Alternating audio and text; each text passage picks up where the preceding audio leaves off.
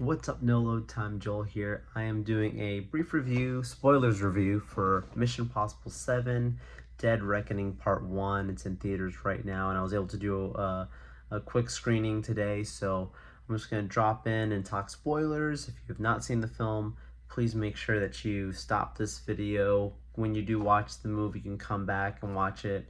But if you have seen the movie, stick with me and we'll talk spoilers all about Mission Impossible 7 Dead Reckoning Part 1. Long title, I know, pretty funny. But here it is, guys. You've been warned. Spoilers, let's go. So, this movie being the seventh film, it's been a while since we've had the last one. I want to say it was 2018.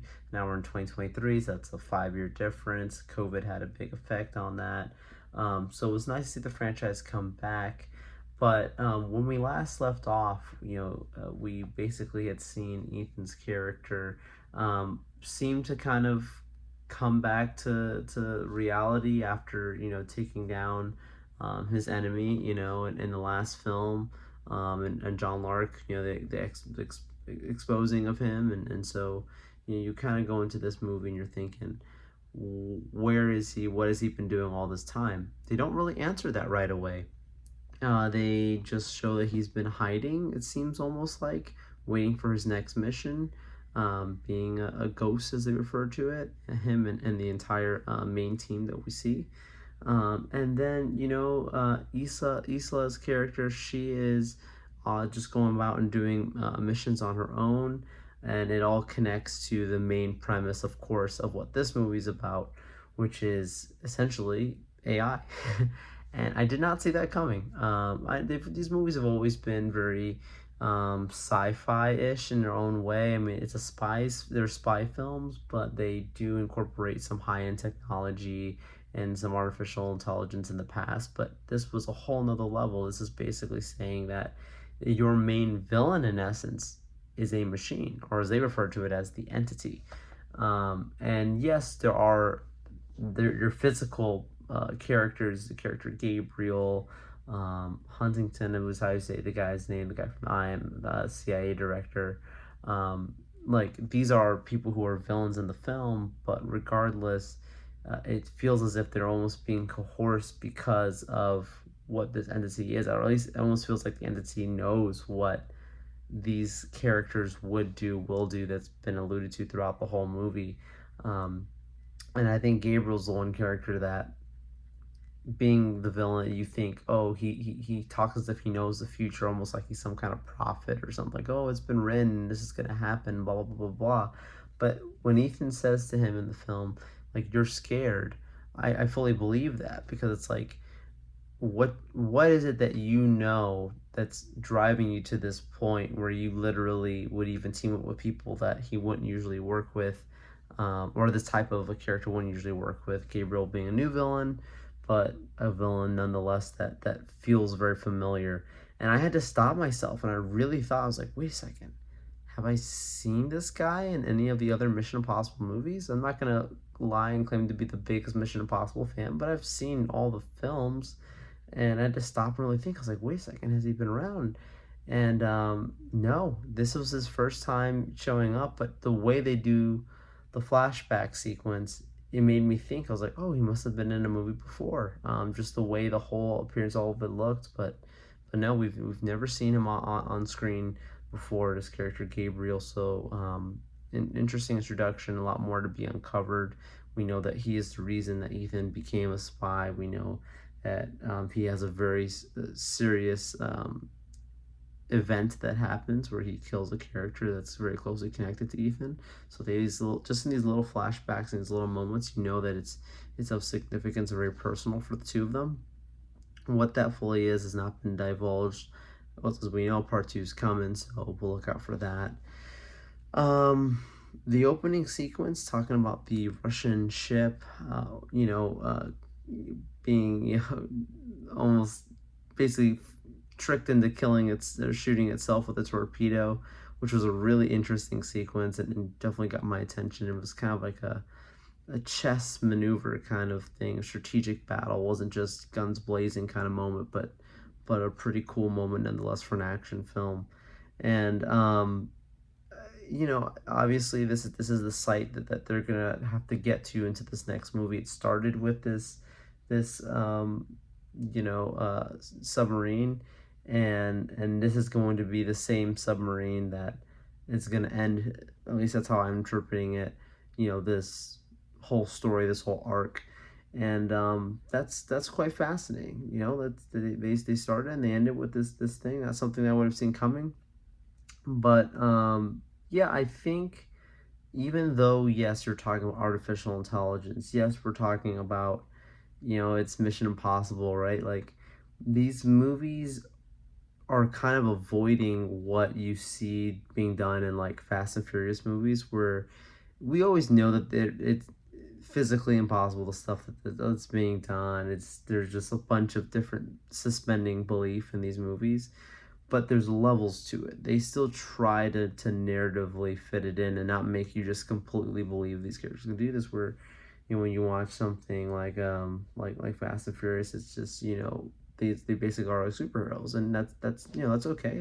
That's what those movies do. But in this one, it's not that there isn't that supernatural, superhuman rather effects to it, of course, but they're still trying to work it in a way that you would believe that somehow these super spies are able to do these things. And even with the artificial intelligence aspect of it, I think it's the right time to do it. Like, it makes sense considering, we're still in the infancy of the rise of artificial intelligence, and people really learning what this fully means. There's a lot of misconceptions, a lot of concerns and worries about the possibilities around it. And so this movie just kind of does it in a fun, unique way of putting it into the story. So definitely interesting time and good timing. I think it's more balancing because we can actually believe that this technology would exist and would happen, even though, again, it's still playing on that science fiction side of things. Um, Character deaths, I saw. I just and say I won't say I saw, but I had a gut instinct that we were gonna have a main character out of the main team not be around, probably be killed off. Going into the next movie, just considering the title being Dead Reckoning, the way the commercials and trailers had looked, and just the whole phrase that we hear about, like, you know, there's no place I'll go if you do this. Like, I won't find you. Like that. When you hear stuff like that, that sounds like vengeance, and we get it. We do see, unfortunately, Isla's character is deceased, and unless some way somehow, I mean, these movies are, a certain way, they somehow say, oh, it was faked. I don't believe it. I think they really did want to, have the character sent off, and it did feel kind of rushed, the grievance for her. But I know the movie's long already. I mean, it's almost a 3 hour long movie. So like 2 hours and 43 or 45 minutes, something along those lines. And I will say, for a movie that's as long as it does pace itself well. I still think it could have been shorter, but it doesn't drag its feet by any means. It's just maybe some editing that probably could have been done to maybe up some sequences, but they really let the action sequences really play out, and you really watch moment by moment how everything's going down, where characters are, what they're thinking, what they're saying. So again, it's not like it's narratively bad, that the way its length runs, if that makes sense. It makes sense. Just, I know that the movie is still long, acknowledging that. Um, but of all the scenes that I would have liked to see maybe been worked in a little differently was this character's death. Yes, some might say we've not seen that much of her, but in fairness, she was in two other films before this one.